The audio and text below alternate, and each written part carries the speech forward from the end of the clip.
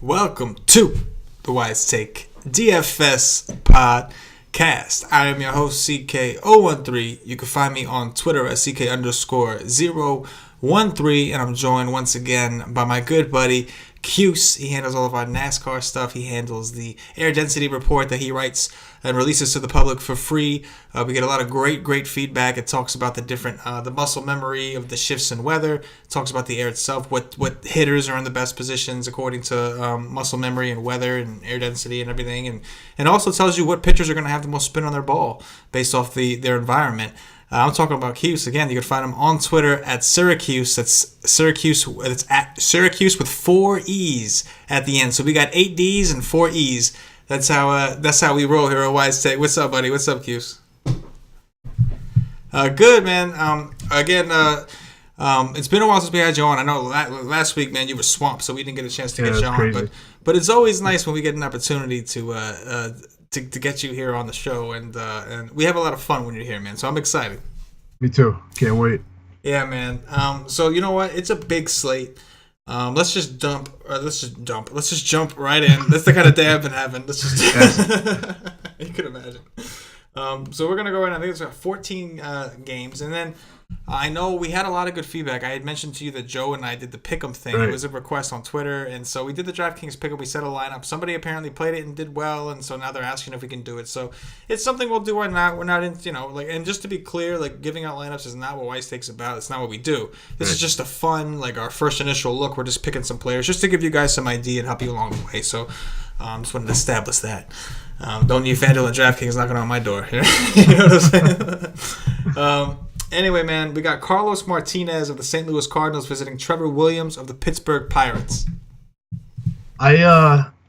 Looking at my initial pitchers tonight, I actually have Martinez ranked 3rd or 4th tomorrow. He's definitely going to be a GPP option for me. And I also like some of the St. Louis bats. Probably not, not a full stack, but maybe like a 2-man stack or something like that. But I definitely had some interest in St. Louis and right now. Yeah, man, I'm with you for sure. I'm not afraid to go after Trevor Williams. The total in this game is pretty low. I think C-Mart, right off the bat, it's like this is a situation where but the Pirates don't strike out a lot.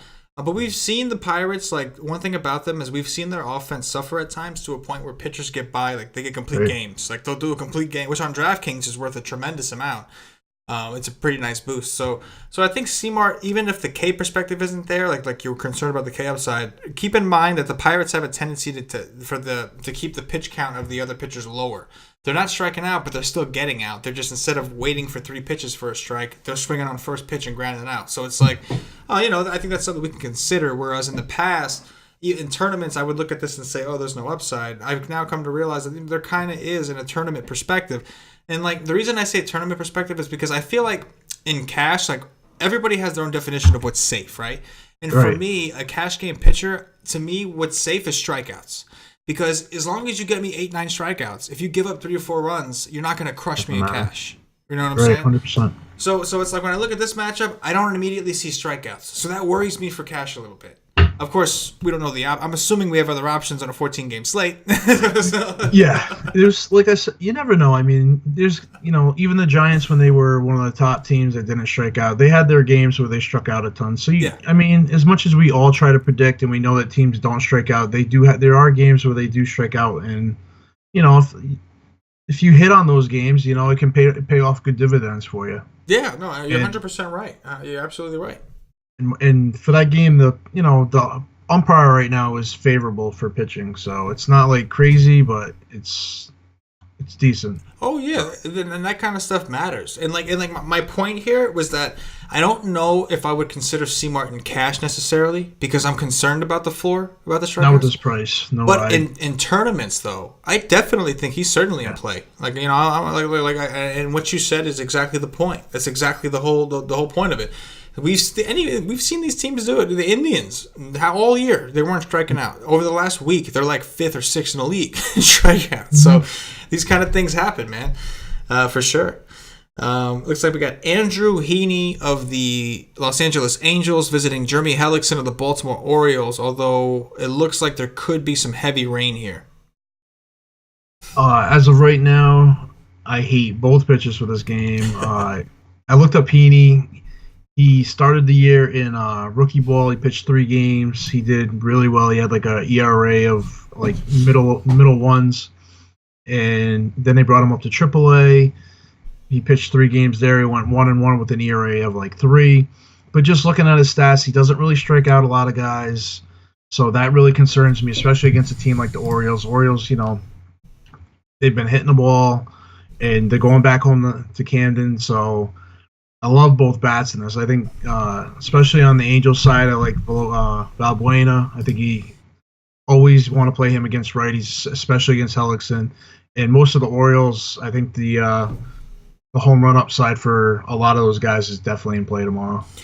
Is Tim Beckham is going to get a matchup against a lefty again? So I guess if this game plays, I guess you might have to play him because I don't understand, man. Like I usually like to pay down at shortstop, but this guy is just ridiculously hot right now. It's just like he's been lights out. Lights out. Like he's like without a doubt he's been the exception to the rule. There's never been a shortstop all year that's made me do that. I have never paid up for shortstop so much in cash games as I have been lately because of this dude. Like on FanDuel it's not that bad, but like on DraftKings, like he's been in the 4s for a while. Like they're on their game with that stuff. So it's like, another lefty, another leadoff spot. I almost hope this game does get rained out, just so I don't have to make that decision. That one decision that kills me, bro. Shortstop position kills me, man. But I mean, he's leading off. Yeah. He hits home runs, and you're just waiting for this guy to cool off. He's just been unreal lately. Until he does, you kind of just have to keep riding it. 100%. That's it. I'm with you. This could be a game where Trumbo wakes up a little bit, man. He's a lefty master. He's batting like lower in the order. I think people are starting to say, F this guy. And, like you said, the Oriole weakness is strikeouts. So if you can't strike them out, they might bomb you because they get hit. And also, that's a great point about the Angels because, like, immediately we look at this and we're talking about the Orioles, but the Angels are in a pretty damn good spot against Hellickson in this ballpark, and they'll probably be at like half the ownership of the Baltimore guys just off of name. Absolutely. Absolutely. All right, man. Rich Hill of the Los Angeles Dodgers visiting Jordan Zimmerman of the Detroit Tigers. I love the Dodgers, and as far as Hill, I'm not sure how I feel about him right now. I think there's better options right now for tomorrow, especially in cash and GPPs. Like if you want to throw a GPP flyer on him, that's fine. As far as the bats, Dodgers all day against Zimmerman. Zimmerman's just terrible, and I think the Dodgers are going to blow him up. Yeah, man, I'm with you 100% on that, and it looks like Vegas is in agreement with us, although this total looks extremely high. Very high. You know why? I'll tell you why, because it looks like the wind's blowing out 13 miles an hour to right center. That could be why. So obviously that's going to favor a lot of these Dodger lefties if that's the case, if that's still the case tomorrow. One thing about the Tigers is they strike out a ton, but they do hit left-handed pitching well. The problem is a good left-handed pitcher will just strike them out ridiculously. So that's going to make us think. If the wind's going to continue to blow out, then I don't think we can touch these pitchers here. We saw what happened to Lester today. We saw what happened to Adelman, who was coasting for a little while. He had a good run, I guess. I was at work looking at the score, and I'm like 9-0 in a second inning, and then by the time I got in my car 20 minutes later, it was a tie game. It's a tie game. And so yeah, man, I think the Dodgers are the obvious play. I love the Dodgers in the spot. Bellinger, I don't see how we can get off these guys, some of these lefties especially. And especially Turner, because Zimmerman is a guy who historically in the past had reverse splits, and Turner as well. This year Turner's been matching lefties a little better, but historically over his career he's hit righties better. So like that's an interesting matchup, and he might get skipped in that stack. I could see the Seager, Bellinger, Grandal or whatever, and even Taylor in that, but a lot of times Turner gets skipped. Yeah, Taylor as well. Taylor, I think he hits righties really well if I remember right. Yes, well, that's the thing about these Dodgers, right? They struggle against lefties, unless Kike's playing, and the lefty master, Kike. But definitely, man. But I think like Justin Upton, this is a big test for Justin Upton. He's been hitting a lot better lately. He's like trying to show that he's for real. He can play a ball after a down year last year. Mm-hmm. He's been mashing lefties specifically, so that's an interesting matchup. And people might not want to pick on Hill. You know, they might just say, Right, I don't think I want to. So, yeah, man, we're going to have to dig into this tomorrow. Justin Nicolino, the lefty from the Miami Marlins, visiting Chris Flexen of my New York Mets. Every time I say his name now, I just picture Joe doing the whole flex doing the deal. flex. Yeah. So I don't think either one of these pitchers are in play for any formats tomorrow. I like the bats on both sides, even the Mets bats. I know their lineup's been pretty mediocre lately, but Granderson again today, like I had him in my player pool. I liked him as a one-off against who was pitching today, Severino. Yeah. So I had him today. He mashed. The guy's he's hitting again.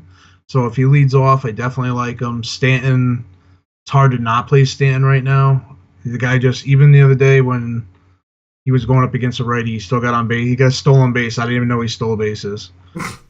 So I like both sides on this for bats. And pitching, I think, is not an option. Yeah, man, I'm with you. I don't think I want to take a chance on either of these guys. The Mets strike out a ton. They struggle against lefties, but Nicolino's not exactly your stud left-handed pitcher. So I'd consider him a pretty significantly below average even. So, I think some of these Mets are in play. I'd like to see Lagares lead off again. On DraftKings, he's only $3K, which I think is like a super good value. Against a guy like Nicolino, he presents some stolen base upside. I know Nicolino's a lefty, and it's usually harder to steal bases, but Lagares is pretty quick.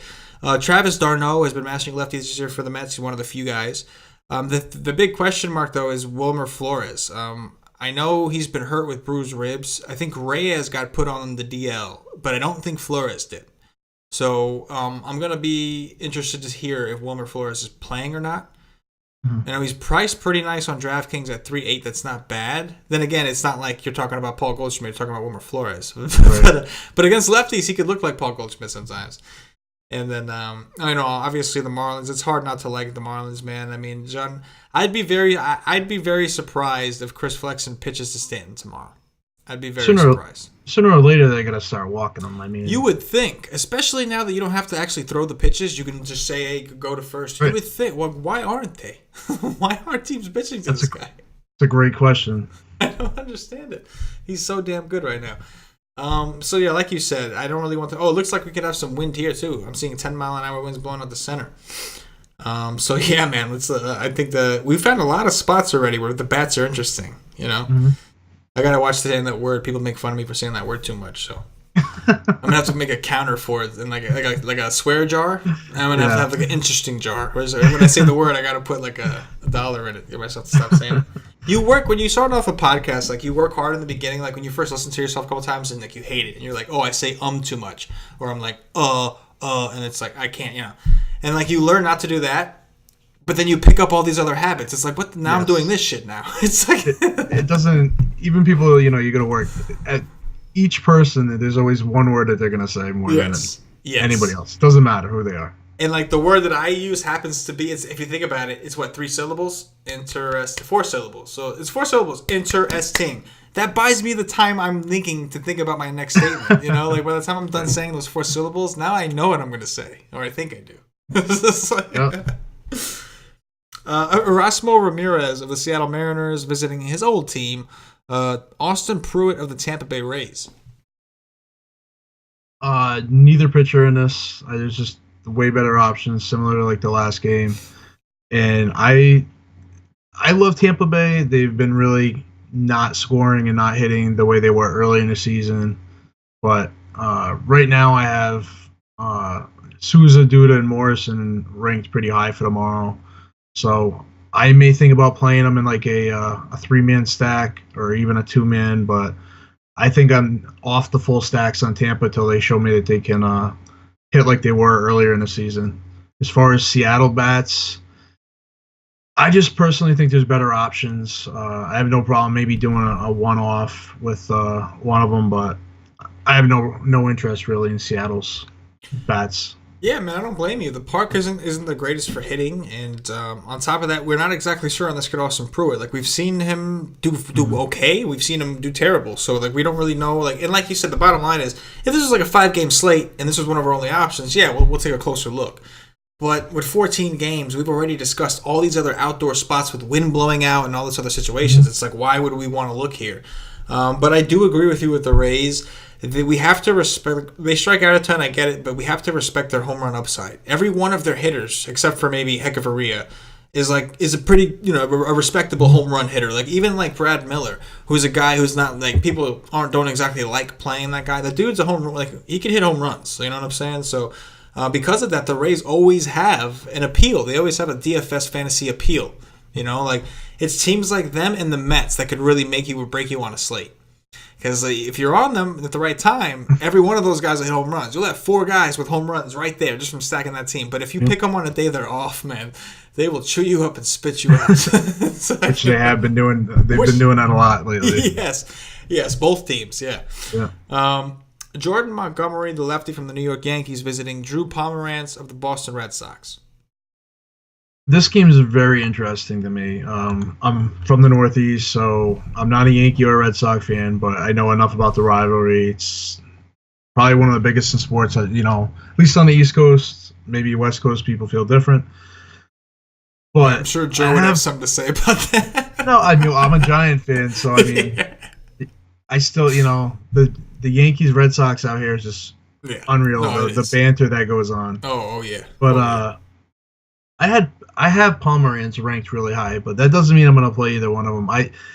Usually in this series for the Yankees Red Sox, there's always a couple games where the scoring just goes off the charts. That really hasn't happened yet so far since they've been playing. There was one game that was somewhat high, and I just think tomorrow it's just a hunch. Both teams are starting to hit the ball. Both these pitchers are not aces. They're above average pitchers. I just think this is going to be the game where both teams just score a ton of runs. So I'm going to have a few maybe a game stack with this, and I'm probably not going to touch the pitching. I might have if I do multiple lineups, I may throw a Drew Pomeranz in there, but I have no interest on Montgomery, even though his price on FanDuel is like 6.5. So. Yeah, man, I'm with you. I don't have any interest in Montgomery either. And like, it's funny how you say you have a hunch.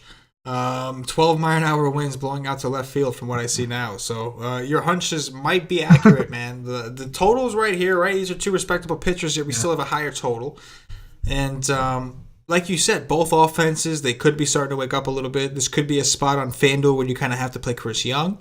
I'm assuming he's cheap on FanDuel. He's 4K on DraftKings, so I don't think he's in must-play territory there. But on FanDuel, I'm assuming he's cheap because he usually is.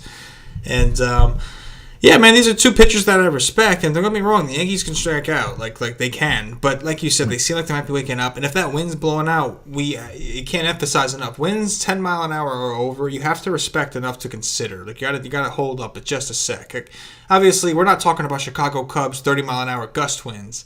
But still, 12 mile an hour winds in a small park to begin with, blowing out to the smallest portion of the field anyway. It's going to be tough not to play the same suspects, man. Gary Sanchez, been red hot. Todd Frazier. A new addition, a lefty masher in his own right against Pomeranz. So, and they just saw a lefty today. So they just got a little warm-up today from Mr. Metz. And now they're going to go over there and, like you said, man, it's a hyped-up rivalry. You think they give a shit about playing the Mets today? No, their minds were already on the Red Sox. You think they 100%. Give a shit? This rivalry is so big. Yeah, that rivalry is more than just baseball. Like, the Mets-Yankees rivalry is just baseball. That's just, like, my team's better than yours. Like, you know what I'm saying? Like, but this rivalry is different, bro. Like, you go to Boston, you wear your Yankee shit. Like people will come up to you. They'll come up to you and start an issue. That's not cool. It's like wearing like the wrong colors in the wrong gang's neighborhood. That's just what it's like, man. Like, the most straightest, squarest people will be ready to throw down with you over having some Yankee shit on, man. The only time I would ever wear Yankee stuff to Fenway is if I was with Red Sox fans, to protect me. Yeah. Other than that, I'll tell you, I go to Fenway a lot. I'm not a Red Sox. I love Fenway. I think it's one of the best ballparks to watch a baseball game at, and I go a lot, and I see a lot of stuff that happens there. So that 100%, even in town, not only at the ball field himself, like you wear Yankee stuff and you're not with no Red Sox fan, they're gonna say something. It's more than just baseball. And I'm gonna throw this out there early. Right now, my favorite play for tomorrow is Hanley Ramirez on the entire slate. There you go. Just throwing that out there. I like that call. Okay, I like it. All right, Sal Romano of the Cincinnati Reds visiting R.A. Dickey of the Atlanta Braves. We all know how much Cuse loves Dick. I was looking at the slate earlier, and I said, you know what? I said every time I'm doing the podcast, Dickie's pitching. Yeah, I'm like, so next time I'm gonna figure out when he's pitching, and I'm gonna pick a different. He's gonna avoid it. He's gonna fade it. He's gonna be like, oh, I'm not available that day. Sorry. Day before or day after is fine though.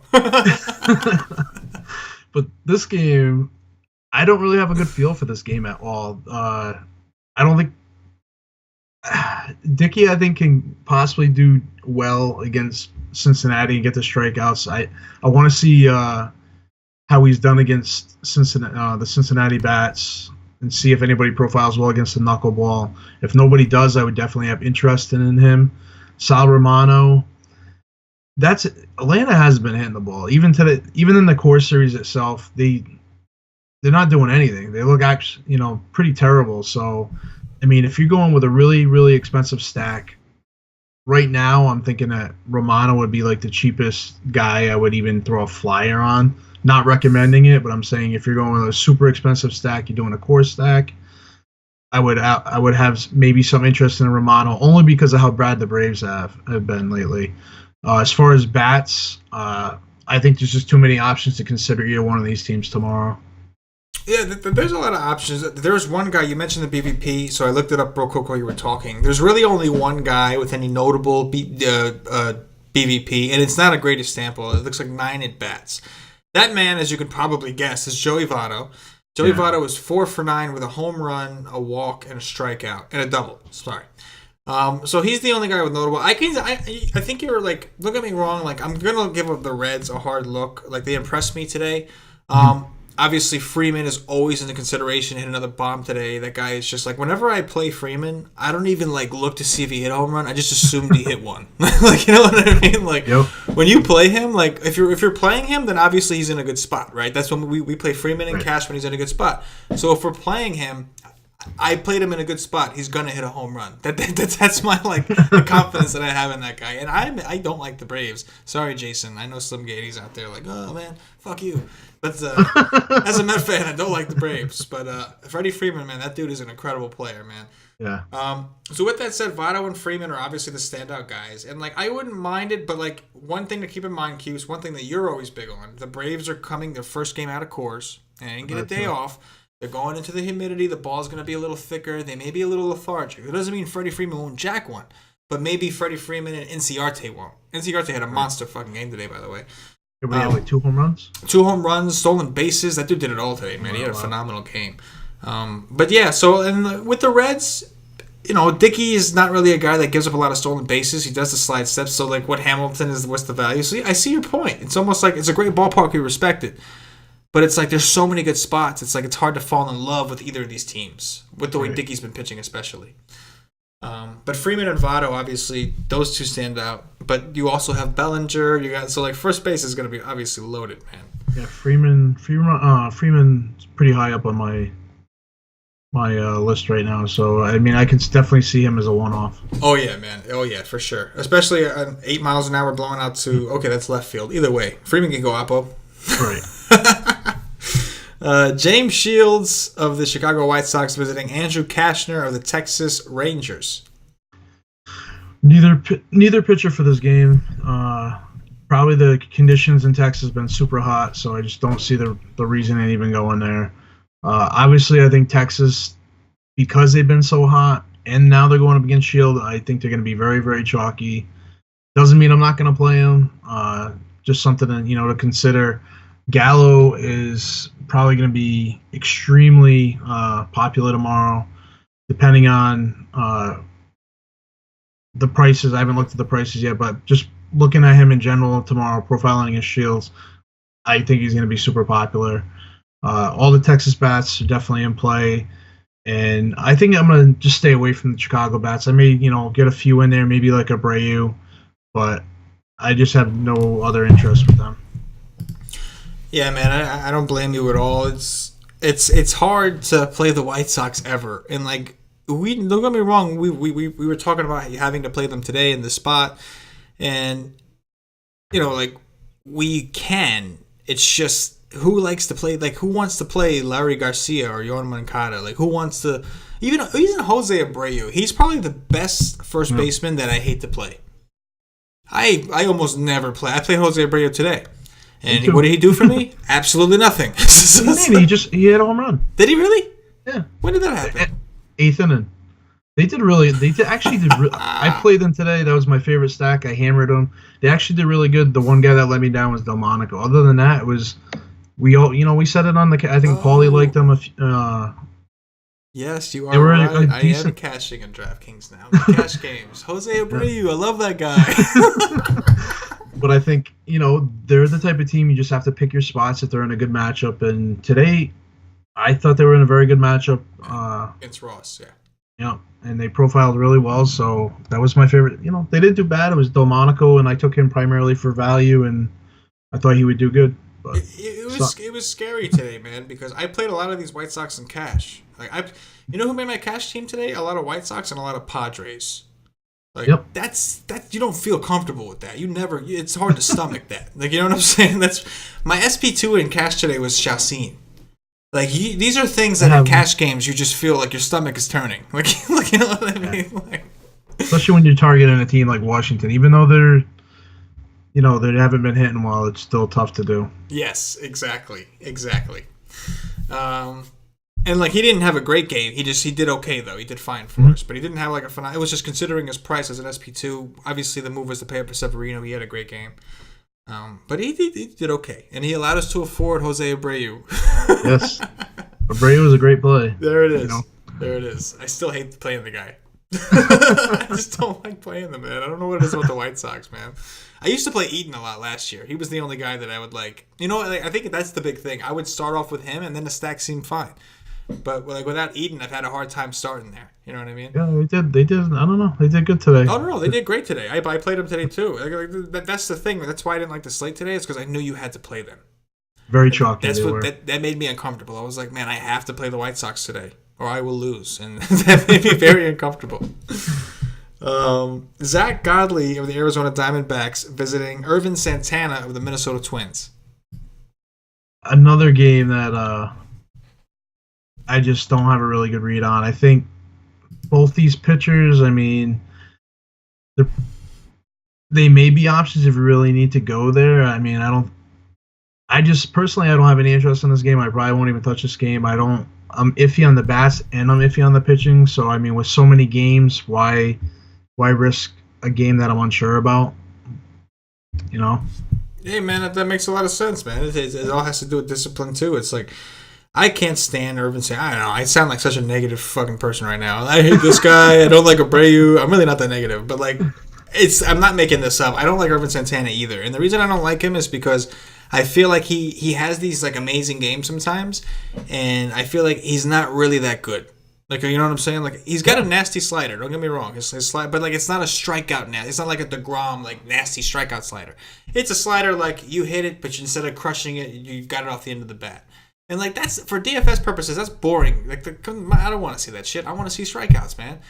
And like, Santana can only get strikeouts in certain matchups. And the problem is, this could be one of those matchups. The Diamondbacks are like first in the league over the last week in strikeouts.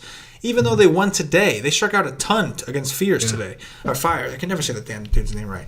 So like, it's one of those situations where like you said, I don't really want anything from this game. I don't necessarily want to pick on Santana with these D-backs. I'm afraid they're going to let me down. And at the same time, I don't want to play Santana either. So it's like you know what I mean? Like, the Diamondbacks did well today, but they only scored 4 runs. Keep that in mind. And they've been not the same team on the road. And wouldn't you think the total between these two games, the amount of runs they put up regularly, you would expect this total to be way higher. It's very low. It's very low, right? So, like, that's a little worrisome, too. And, again, I don't think Santana has the upside we're looking for. There's some pretty good pitchers that we have to talk about still. Although I will admit on DraftKings 8-7 is interesting because he used to be, there goes the tip jar. But he used to be, he used to be a lot more. One time he was pretty expensive. He was in the 9s, I remember.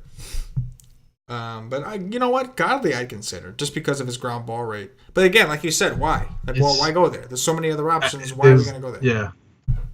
There it is. You. Sean Manaea of the Oakland Athletics visiting Dallas Keuchel of the Houston Astros. I think Keuchel's an interesting play for some JPPs to get off the chalkier guys tomorrow. I think he's definitely got some K upside tomorrow going up against Oakland, who has been striking out more. As far as Manaea, I know Houston's not hitting, but I still have no interest in him tomorrow. As far as the bats, I definitely have some interest in Houston bats. I think they're bound to wake up. Tomorrow's a really good day facing a lefty. They're gonna, you got Springer, Altuve, Bregman, Gurriel. So I think tomorrow I have some interest in the Houston bats. Just looking at it early.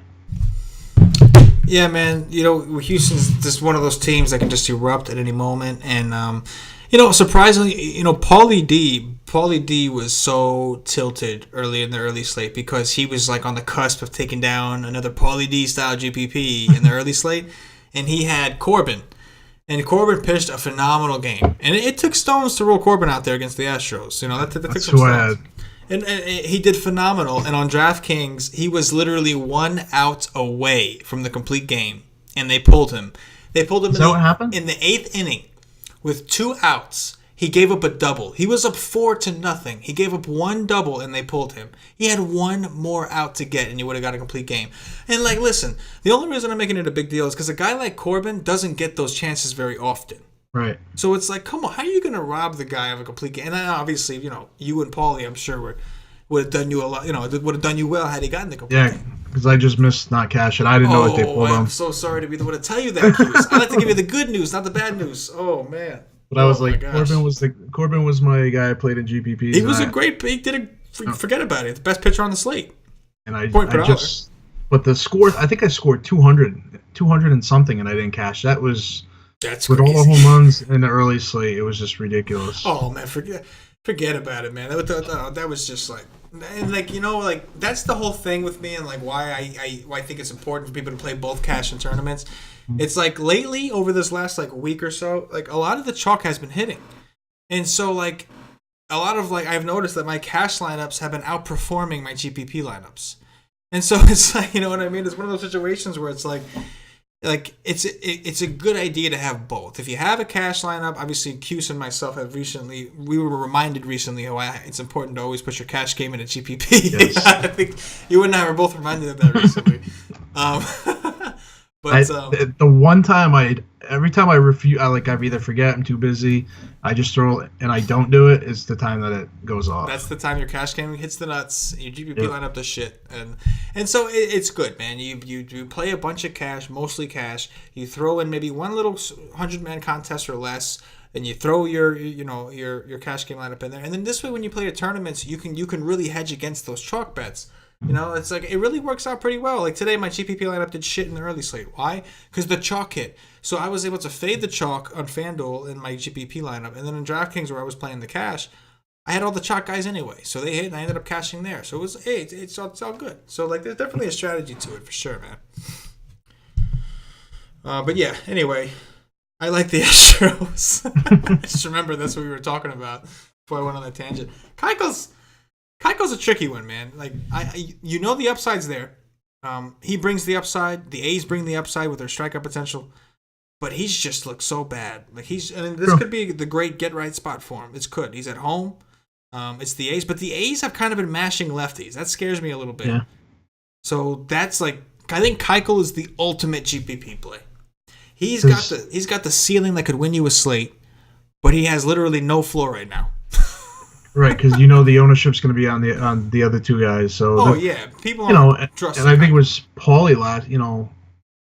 If it was a month ago, there was two pitchers everybody was playing, and he brought up taking the guy that was third, and that was, I forget who it was. It may have been Paxton back then when he took him out to dinner. It was Paxton. And he went off, and everybody had the other two, and yeah, I think it was Paxton in a rough matchup, and he still got it done. He got 60 FanDuel points or something like that. You're right. So You're right about that. I've been trying to do that, and it's been working fairly well. So I gotta see still early. Oh yeah, for sure, man. Corey Kluber of the Cleveland Indians visiting Ian Kennedy of the Kansas City Royals. Kluber is probably I haven't decided between him and the other one as far as my cash game pitcher for tomorrow. He's obviously one of the top 2 pitchers going tomorrow. He should do really well. His FanDuel price 11.6, not too bad. I usually like to get my pitchers 4.5 to 5x for value for pitching, so his price is a little up there. But going up against the Royals and the lefties,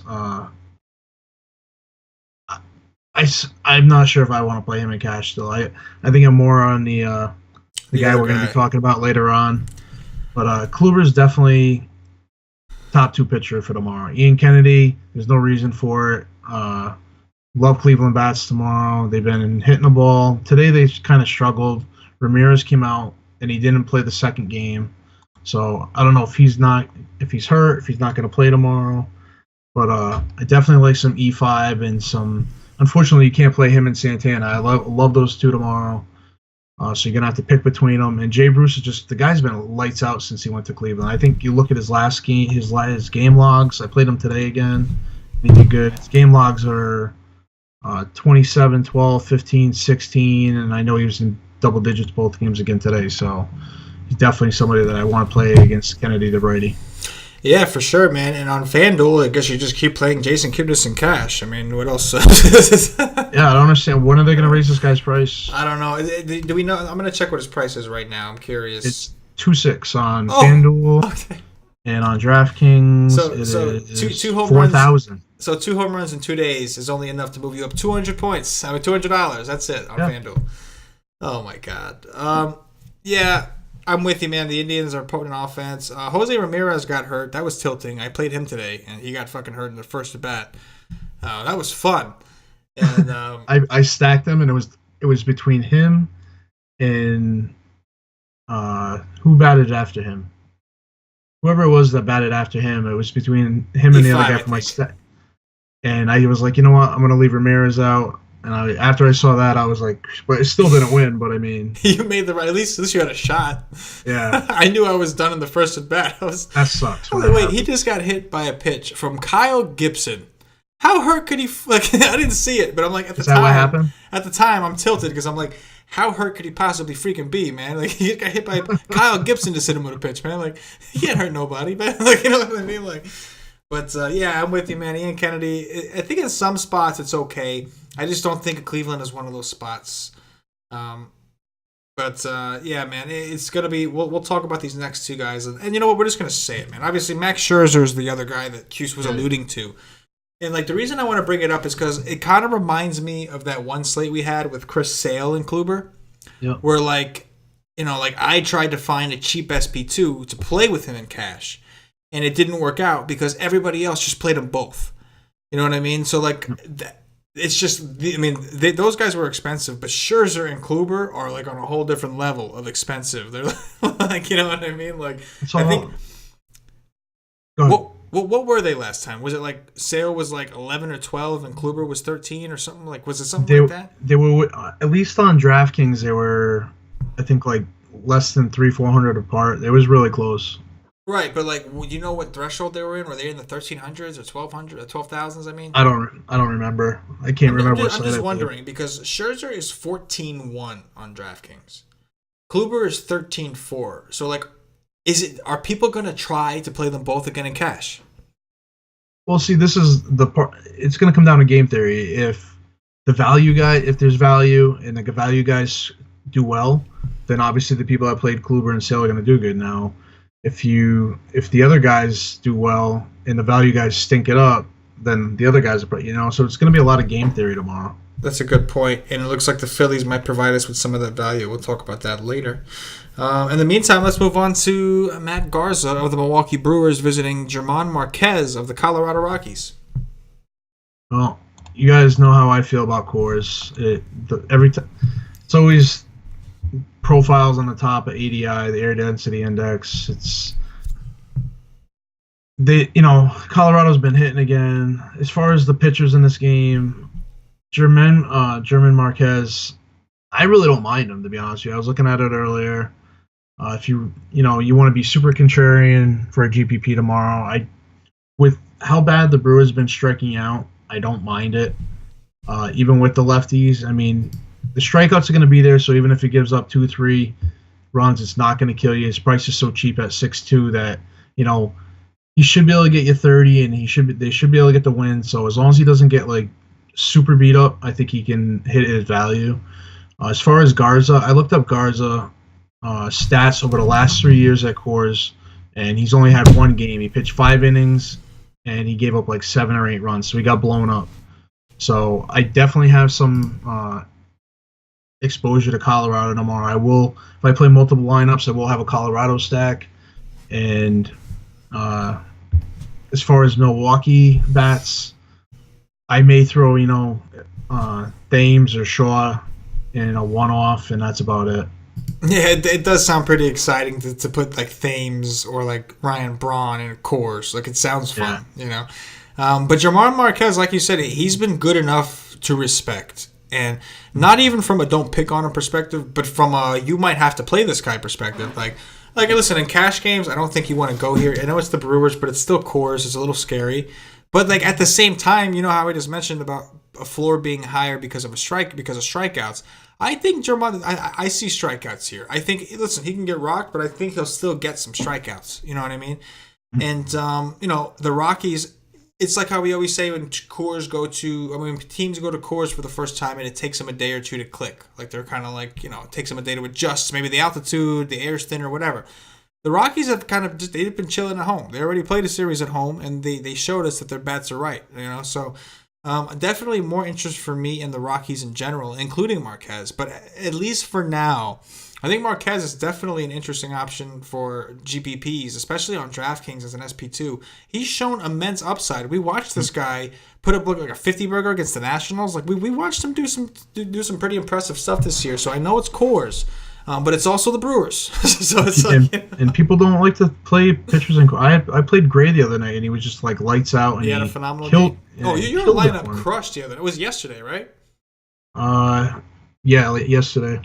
That was a crazy score, man. It's a damn shame you didn't put up a contest, man. It's a damn shame. You'll never be satisfied in DFS because you have a great day and it's like, I didn't play enough. And then, it's just like, When you have a top 1%, 2% lineup and you don't enter, you're mad that you don't. If you put it in 10, you're mad you didn't put it in 20, etc. You'll never be satisfied. The other thing to keep an eye out for this game is if Arenado plays, because I'm pretty sure he didn't play Monday, Tuesday because of his hand. So yeah, and you got to see the old questionable tag. Excuse me. Here we go. Mad Max Scherzer of the Washington Nationals visiting Luis Perdomo of the San Diego Padres. Scherzer is probably going to be the top cash pitcher tomorrow. I can't see any reason not to play him. So if you're going to play him, you really have to decide if you're playing on DK for cash. You're going to have to really decide as far as if you want to go Kluber or cheap pitcher for DK2. But as far as FanDuel, I think Scherzer's a no-brainer. As far as bats in this game, there's too many other options. I'm not touching it on either side. Yeah, I'm with you, man. I don't want to. The Nationals haven't shown me they're hot enough. I mean, that they're waking up from the slumber, their offensive slumber they're in. So I'm with you there. And yeah, I just don't see on a 14-game slate why in the hell you would want to take the Padres against Scherzer. Listen, there's a whole different game theory aspect to taking a pitcher and taking the hitter against the pitcher. There are certain circumstances where that's a great game theory call, but I just don't on a 14-game slate. Why do you have to do that? Why you don't? You just don't. So like, I just want to put that out there because I've had people ask me like, "Oh, do you think I should put such and such against such and such because like he's the one guy I think can get a home run?" It's like, do you realize the risk you're taking? Like, do you realize what position you're going to be put? Even it ruins your sweat. Even and you're going to root against the team, and then except for one guy, and it's like, hold on, I want this guy to hit a home run though. Ruins your upside, Ruins your upside. Yeah, man.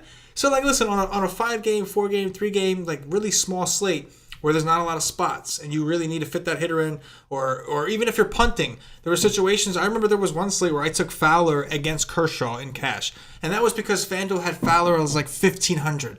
So I would have played anybody, even if they were at the bench at 1,500. Like, you know what I'm saying? Like, you know, like he got get a walk walked. and they get value. He did. Yeah. He got walked, and I was completely fine with it. I was like, I'm a genius. That's how I felt, you know. Like, so yeah, man. I just wanted to put that out there, but I'm with you on that aspect. Zach Eflin of the Philadelphia Phillies visiting Matt Moore of the San Francisco Giants. No interest in either one of these pitchers for this game. I think they're just. It's like just a blah game, similar to tonight. It's just. Yo, you see the points they're putting up tonight? Are the runs they're putting up tonight? I must have missed it. Who's giving up the runs? Please tell me it's. Well, yeah,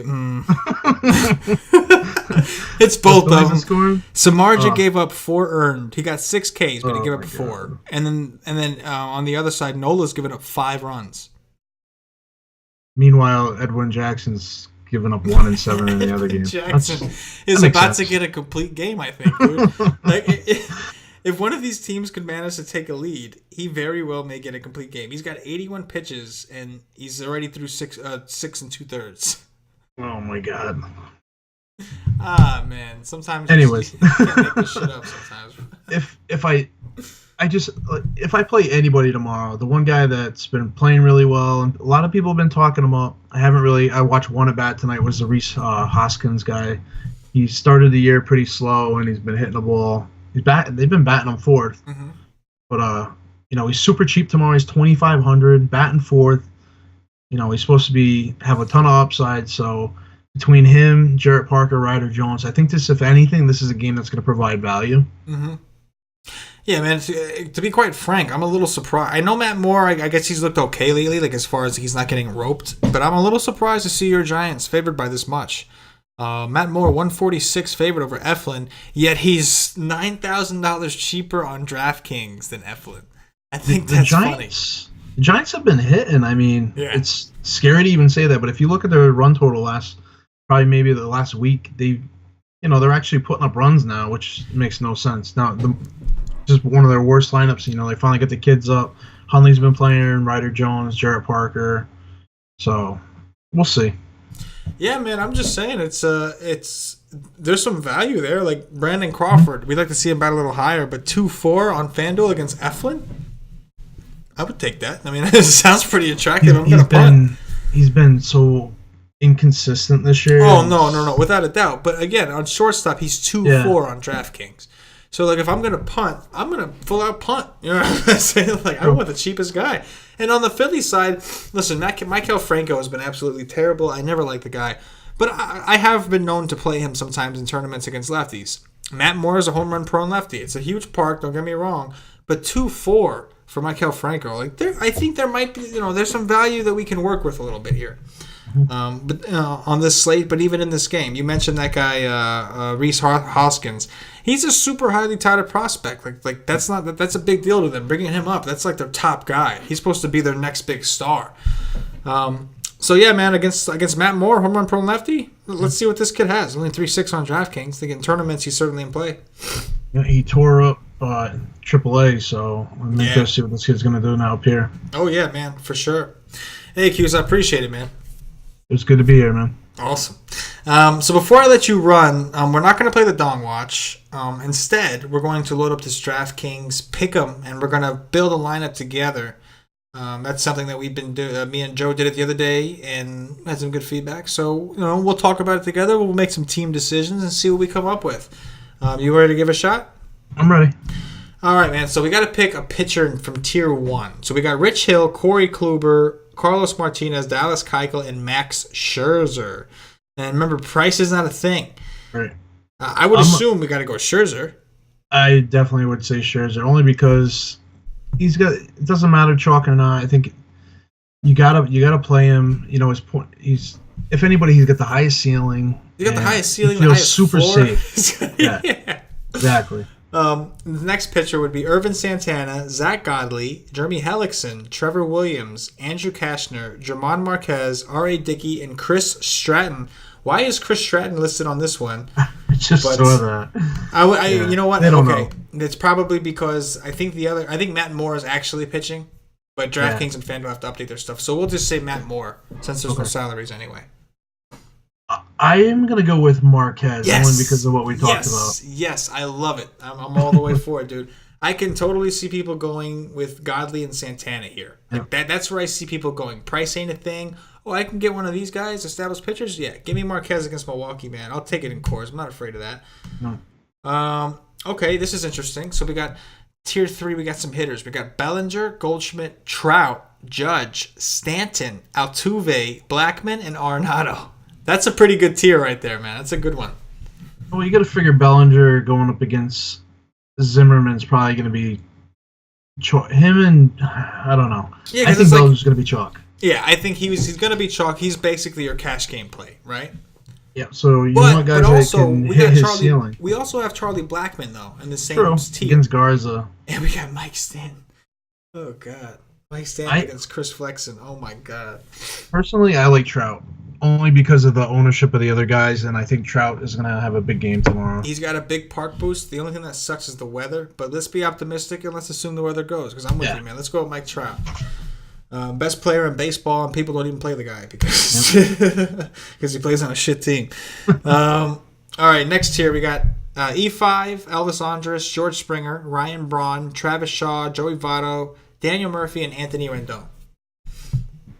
Easy Votto for me. Yes, sir. We're on the same page here, which makes me a little worried. It makes me a little worried. Yeah, but we're not. I don't know. I think there's my issue with this setup is most of them you can run multiple lineups if I'm correct.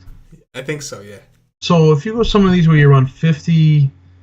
I'm pretty sure the contests they're capped. You can do multiple lineups, but they have a smaller cap on these. Okay. Yeah, I'm pretty sure that they limit the entries. I know what you're thinking because the pool is smaller, which means more possibility. There's less possibilities, right.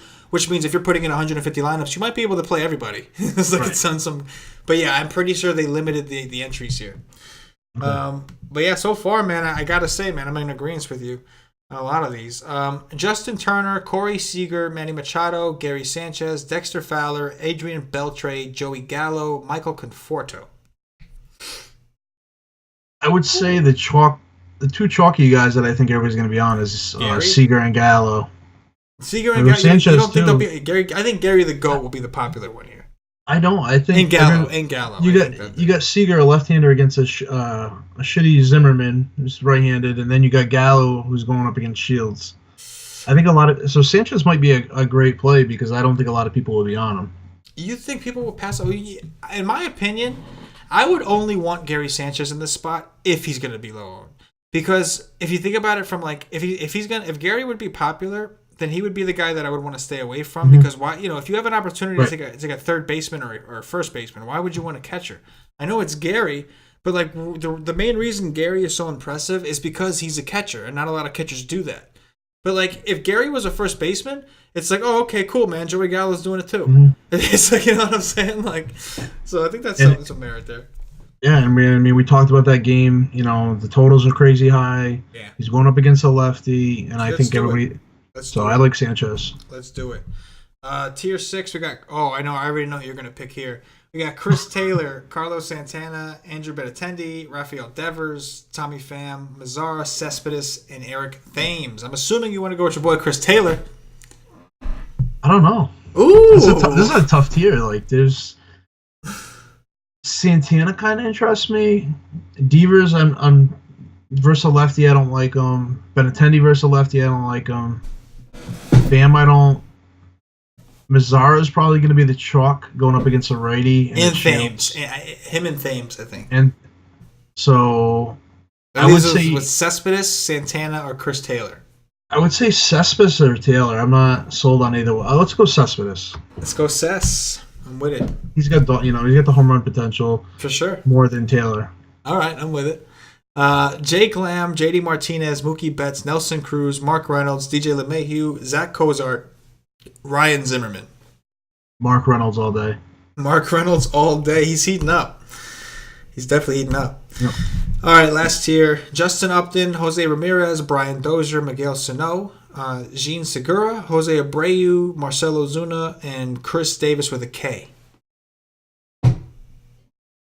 Because of the other people they put into this tier, I'm wondering if people are going to play Upton regardless, even though he's going up against Hill. I mean, I like because we the talked other about. matchups aren't great either, right? Well, I Yeah. think like maybe from what I see here, so Jose Ramirez is probably not going to play. So Yeah, he's probably- So then you got Dozier and Sano against Godley, which isn't so attractive. Seager against Pruitt's not all that attractive. Abreu maybe because he hit a home run today. Ozuna and Upton I think would be the two most popular guys here. So tough. I like Ozuna too. How's he hit righties? I don't have it up. This year he's hitting everybody. He's just doing pretty damn well all around this year.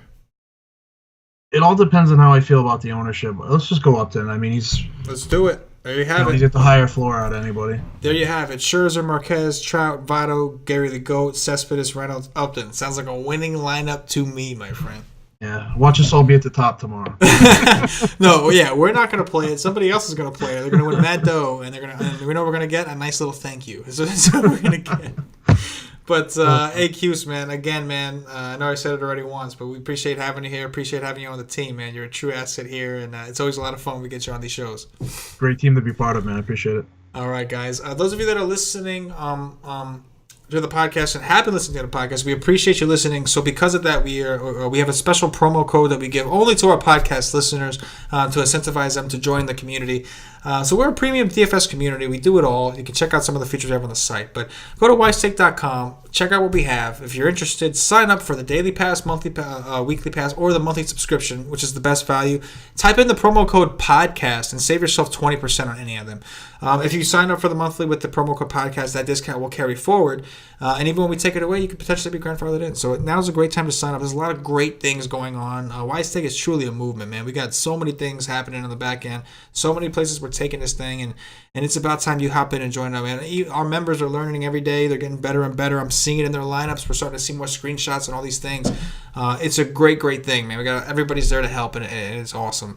With that said, if you're watching on YouTube, click that thumbs up, that like button. If you're listening on Podbean, give us a follow. If you're listening on iTunes, subscribe to the audio-only version there, and give us some 5-star reviews. Bump us up those charts. As you can see, I've been saying that for quite a while now, so it's starting to become like an embedded script in my mind. That's the only thing I say clearly is that last part. Everything else, I'm like, interesting. Like, you know, like, all right, brother.